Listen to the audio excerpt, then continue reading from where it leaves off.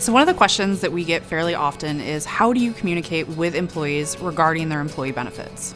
So the way that we communicate is extremely important, and I love this aspect of it.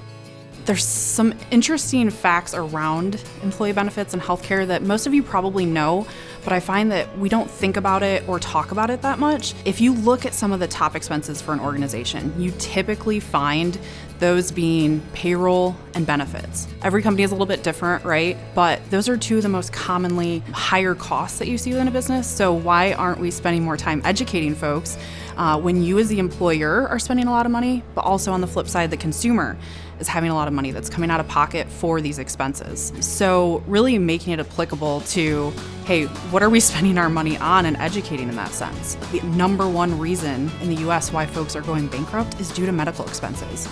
So we're continuing to see more and more feedback year over year. The percentage of individuals that are actually delaying care is increasing because either they can't afford the cost of the procedure, or they're just simply not educated on how to go about lowering some of those costs and really maximizing your insurance products that you have available to you.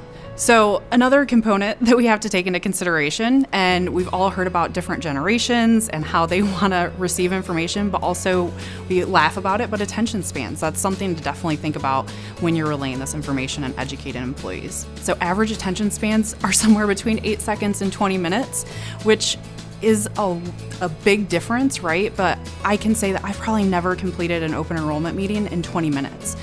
There's a lot of information. I think that's where we all struggle as a population, is there's a lot of information that we want to share, and we want to make sure that our employees have everything accessible to them and they've heard these things so that they can go out and utilize that. But you have to think about, how can we put this out there in bite-size, right, components? How can we have small chunks of information, both at enrollment time, but also throughout the course of the year?